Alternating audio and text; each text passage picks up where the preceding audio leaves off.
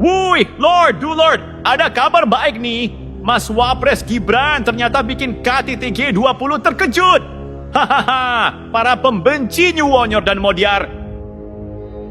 Gibran itu kan dianggap anak ingusan, nggak bisa ngapa-ngapain, pidato aja nggak bener, bahasa Inggrisnya jelek dan lain sebagainya.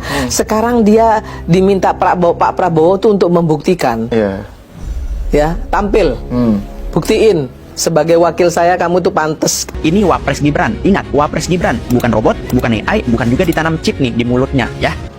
Your Excellency, President Ramaphosa, Excellencies, leaders of G20 countries, a fair and just future for all. This is our shared goal. But we must be honest. Are we moving toward that future or drifting away from it? AI will define economic strength for decades to come. Yet today, its benefits remain highly unequal, concentrated in a handful of companies from a few advanced economies. If this imbalance continues, the digital divide will deepen. History has shown us when progress is uneven, the benefits flow to a few, while the costs fall on the many. This time, we must do better. This revolution must be fair, and it must be good for the people. The G20 must ensure that AI becomes a force for inclusion. This means ethical governance and, more importantly, equal access. So innovators everywhere can access datasets, training system, and global platform.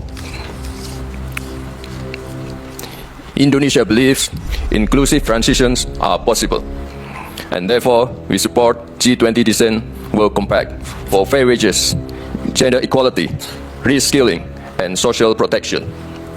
Excellencies, AI may be digital, but it depends on the physical.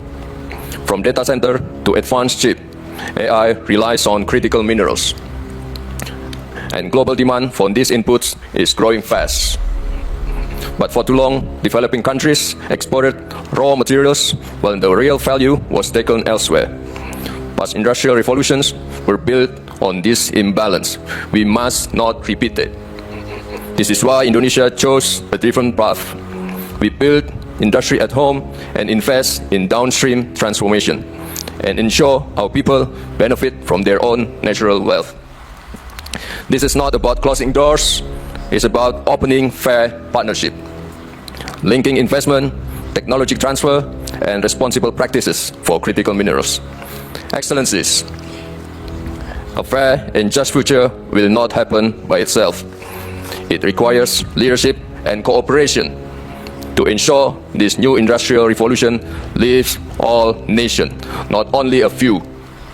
Indonesia stands ready to work with all of you so the G20 becomes the bridge between innovation and inclusion, between progress and justice. Indonesia believes that the future must be built on justice. Justice in how we govern new technologies, justice in how we use natural resources, and justice for our workers. Thank you. Thank you, Vice President Raka. Indonesia itu memang aneh. Tiap kali dunia lagi ribut, lagi panas, lagi bimbang mau kemana arahnya, entah kenapa selalu ada momen ketika nama Indonesia tiba-tiba nongol sebagai pengimbang suasana. Dan kali ini panggungnya bukan main-main. KTT G20 di Afrika Selatan. Presiden Prabowo nggak bisa hadir, bukan karena apa-apa. Agenda dalam negeri lagi numpuk dan negara ini nggak bisa ditinggal begitu saja. Tapi bukan berarti Indonesia bakal meredup. Tidak. Posisi itu langsung dioperkan ke Wakil Presiden Gibran Rakabuming Raka. Dan lucunya, ketika nama Gibran diumumkan, banyak orang langsung ribut duluan. Bukan ribut serius sih, lebih ke ribut model. Hah, yang itu? Iya, yang itu. Yang dulu dicibir, yang dulu diremehkan, yang dulu dianggap cuman anak siapa. Tapi kenyataan memang suka ngeselin. Justru dia yang berdiri di panggung dunia sekarang. G20 kali ini bukan sekadar kumpul-kumpul elit dunia sambil ngobrolin ekonomi global. Situasinya lagi panas. Donald Trump nggak hadir. Afrika Selatan dituduh entah macam-macam oleh pihak AIC dan atmosfer politik internasional kayak kompor yang lupa dimatiin. Dan di tengah suasana yang bikin kepala botak menipis ini, Indonesia datang. Dan lebih menarik lagi, yang datang bukan presiden, tapi wakil presiden paling muda sepanjang sejarah RI. Kamu tahu apa hebatnya? Biasanya kalau yang datang wakil, negara lain suka pasang mode hemat respek.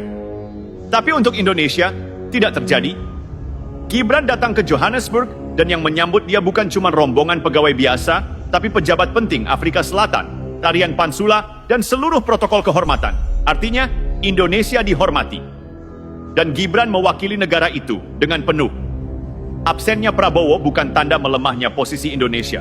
Justru sebaliknya. Penunjukan Gibran memberi sinyal bahwa Indonesia punya dua hal. Kader kepemimpinan yang solid dan kepercayaan diri untuk menunjukkan wajah baru diplomasi Indonesia. Sekretaris Kabinet Teddy Indrawijaya menjelaskan langsung bahwa jadwal presiden padat dan bukan sembarang padat. Bukan padat ala orang bikin alasan supaya tidak datang arisan. Padat ala kepala negara yang mengurus 280 juta jiwa. Jadi perwakilan jatuh ke tangan wakilnya. Dan disinilah pentingnya, bukan sembarang wakil memangku tugas ini. Gibran datang bukan sebagai wakil yang menggantikan, tapi sebagai simbol bahwa Indonesia tidak akan pernah datang setengah-setengah. Ada orang bilang, wah, Gibran pasti gugup dong. Namanya juga pertama kali. Ya wajar kalau orang lain gugup. Tapi Gibran, kelihatannya malah cuek santai seperti datang ke undangan wisuda temannya. Tarian Pansula menyambutnya. Pejabat penting menyalami. Media menyorot. Delegasi berbagai negara mulai melirik. Dan di momen itu ada satu hal yang terasa kuat. Indonesia dianggap penting. Dan Gibran membawa pentingnya Indonesia itu. Dia bukan diundang sebagai pemimpin baru yang masih belajar. Dia datang sebagai wakil resmi negara yang suaranya ditunggu dunia. Pidato perdana. Ujian besar sekaligus panggung besar. Dalam KTT G20, Gibran jadi pemimpin delegasi Indonesia sepanjang konferensi. Ini bukan pidato malam minggu. Ini forum yang menampung negara-negara dengan ekonomi terbesar di dunia, plus negara penyeimbang global. Dan Gibran datang membawa isu yang tidak main-main. Palestina, stabilitas global, kerjasama ekonomi, diplomasi antara Asia Afrika, masa depan perdagangan. Kalau kamu perhatikan, ini bukan isu kelas junior. Ini isu kelas berat. Isu yang biasanya hanya diangkat oleh orang yang dipercaya menjaga muka negara. Dan Gibran berdiri di podium itu. Ini bagian yang bikin banyak orang tercengang. Baru pertama kali hadir, baru pertama kali duduk di forum internasional sebesar ini, sudah pulang bawa satu hasil diplomasi konkret. Bebas visa ke Afrika Selatan untuk WNI. Ini bukan hadiah undian. Ini bukan bonus pembelian. Ini hasil negosiasi, hasil komunikasi, hasil diplomasi. Dan yang membawa pulang itu bukan orang yang katanya tidak bisa apa-apa. Di sela agenda G20, Gibran hadir di Indonesia Afrika CEO Forum. Ini forum penting antara dunia bisnis Afrika dan Indonesia. Dan Gibran bicara tentang kerjasama ekonomi dengan gaya khasnya. Ringkas, jelas, tanpa muter-muter. Ia menyebut Afrika Selatan sebagai rekan masa depan yang strategis bagi Indonesia. Kalimat simple, tapi dampaknya besar. Ini dukungan terbuka terhadap hubungan yang lebih kuat antara dua kawasan besar. Dan itu keluar dari seorang wakil presiden yang baru beberapa bulan bertugas. Begini loh, kalau ada orang bilang Gibran cuman anak siapa, tampaknya mereka lupa satu hal dasar dalam hidup. Bahwa panggung dunia itu tidak pernah kasih karpet merah, cuman karena marga seseorang. Dunia itu tempat yang keras. Kalau kamu datang tanpa bekal kapasitas, ya kamu bakal tenggelam sebelum sempat salaman. Dan di panggung G20 Afrika Selatan ini, terlihat jelas siapa yang siap kerja, siapa yang cuma siap komentar. Begitu Gibran tiba, suasananya langsung kayak adegan film. Mobil rombongan berhenti, pintu terbuka, kamera media nyala, dan boom, disambut tarian Pansula yang energik banget. Orang Afrika Selatan itu, kalau sudah memutuskan menyambut, mereka tidak setengah-setengah. Dan fakta bahwa sambutan seperti ini diberikan kepada wakil Indonesia menunjukkan satu hal. Kehadiran Indonesia dianggap penting dan wakilnya dihormati. Dan di momen itu, banyak yang tidak sadar bahwa diplomasi kadang bekerja lewat hal-hal kecil. Bahasa tubuh, sambutan budaya, simbol penghormatan, gesture kecil yang dibaca oleh negara lain. Kalau sambutan setinggi itu diberikan, berarti Gibran tidak dianggap wakil cadangan. dia dianggap the face of Indonesia untuk momen itu.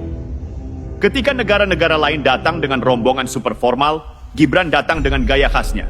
Energik, simple, dan tidak suka drama. Dan justru itu yang bikin dia menonjol. Di dunia internasional, pemimpin yang terlalu banyak gaya kadang bikin ilfeel. Pemimpin yang terlalu banyak teori tapi minim aksi juga biasanya cuma jadi wallpaper forum.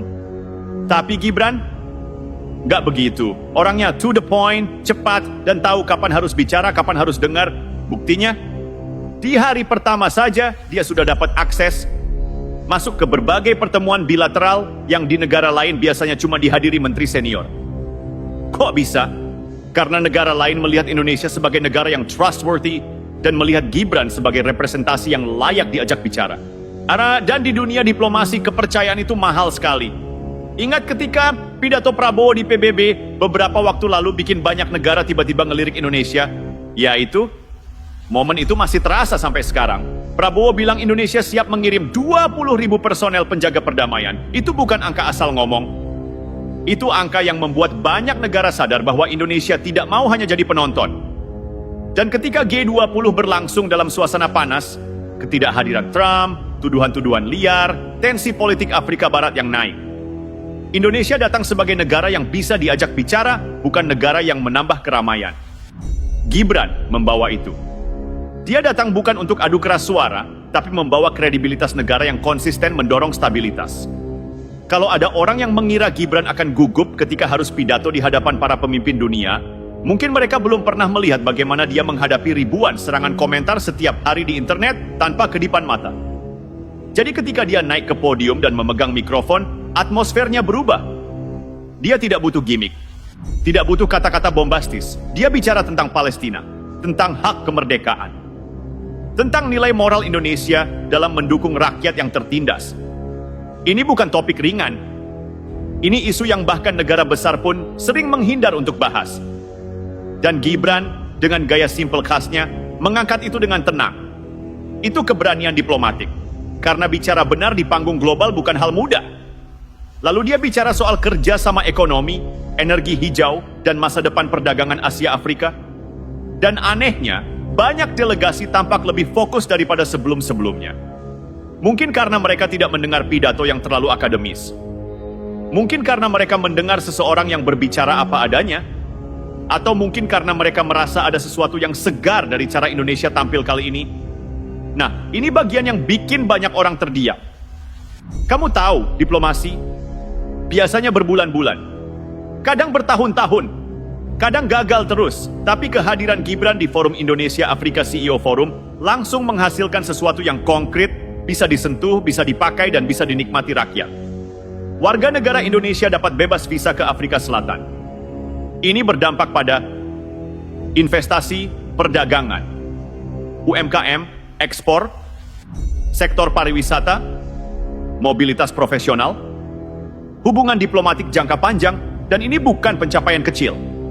Ini pencapaian besar, karena akses bebas visa adalah tanda kepercayaan tingkat tinggi antara dua negara. Dan yang membawa itu pulang, ya Gibran, bukan rumor, bukan klaim, bukan katanya. Ini kebijakan yang ditandatangani, diumumkan, dan berlaku. Sekarang kita masuk ke bagian yang mulai panas. Bagian yang bikin alis naik dan grup WhatsApp rame. Kritik dari fraksi Nasdem soal kehadiran Gibran di G20. Dan jujur saja, kita semua tahu. Ada kritik yang tujuannya membangun, ada kritik yang tujuannya menjaga citra diri. Dan ada kritik yang tampaknya muncul lebih dulu dari insting politik ketimbang dari data lapangan. Kritik Amelia Anggraini soal jangan hanya formalitas itu terdengar manis di permukaan. Halus, rapi, diplomatis. Kayak komentar yang tampaknya netral, tapi kalau didengar agak miring sedikit, kedengeran seperti sindiran yang niatnya bukan sekadar mengingatkan, tapi juga mengecilkan. Tapi masalahnya satu, fakta tidak mendukung narasi itu. Dan disinilah bagian menariknya. Kadang kritik dibuat sebelum orang tahu hasilnya. Kadang narasi dibuat duluan, datanya belakangan. Tapi sayangnya dunia diplomasi bekerja dengan logika yang lebih keras dari timeline politik. G20 kali ini bukan forum santai yang isi acaranya cuma pidato dan makan malam. Ini forum strategis pertama yang digelar di Afrika. Di tengah tensi geopolitik yang panas. Dengan isu besar seperti krisis pangan, energi global, pendanaan pembangunan, konflik lintas benua, masa depan Global South. Dan Indonesia hadir dengan misi jelas menjaga kesinambungan diplomasi setelah G20 Bali dan memperkuat poros Asia Afrika. Kalau ada yang menyebut kehadiran Wapres, jangan cuma formalitas. Itu berarti mereka tidak membaca konteks beratnya panggung ini. Mari ngomong terus terang, kritik yang bilang kehadiran jangan formalitas itu bukan kritik objektif dalam ruang hampa. Konteksnya jelas, Nasdem tidak sedang satu gerbong politik dengan tokoh yang hadir di forum itu. Jadi wajar kalau kritik itu punya aroma tambahan. Bukan aroma buruk, tapi aroma politis. Itu biasa dalam demokrasi. Tapi yang perlu dicatat, kritis boleh, tapi narasinya jangan sampai mengabaikan fakta. Kalau mau mempertanyakan hasil, tanya setelah melihat lapangannya dulu. Jangan tanya ketika MOU baru saja ditandatangani dan foto-fotonya masih basah. Kerja sama energi, Pertamina masuk lebih dalam ke Afrika.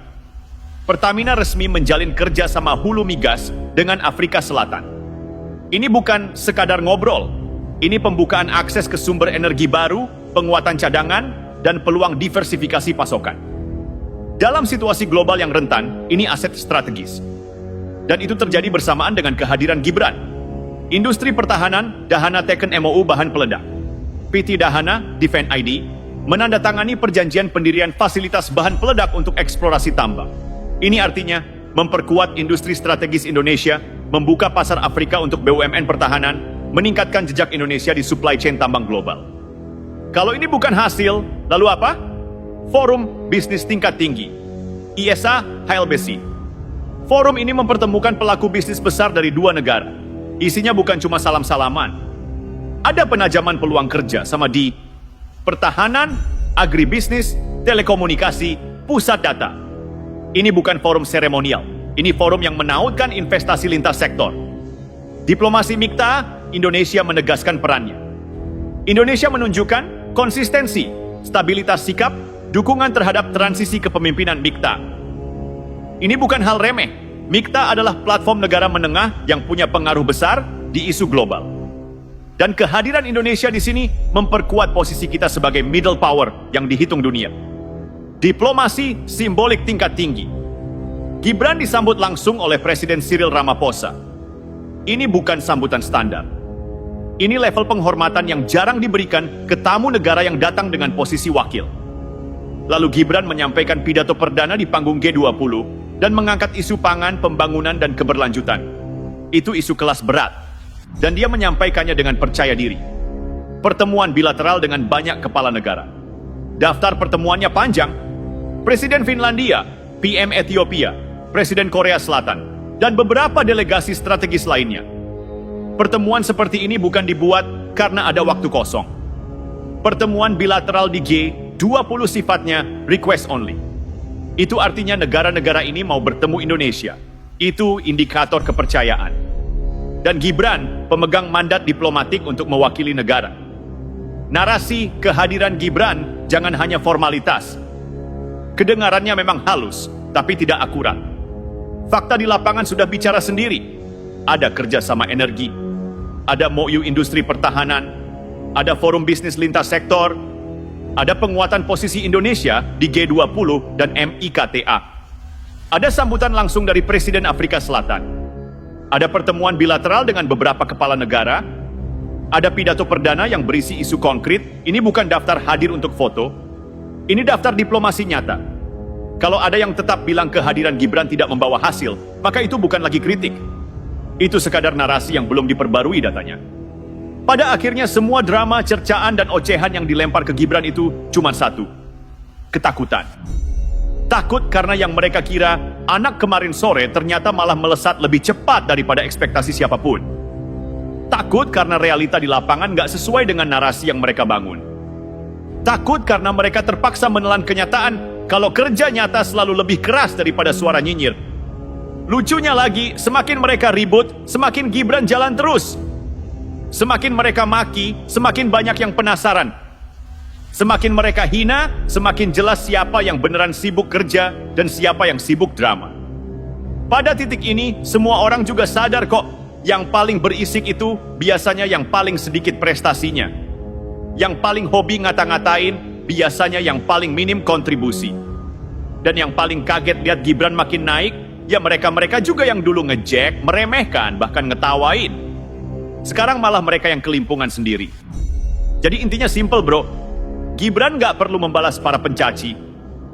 Kerjaannya, prestasinya, dan caranya ngehandle panggung nasional maupun internasional sudah otomatis jadi tamparan elegan buat mereka.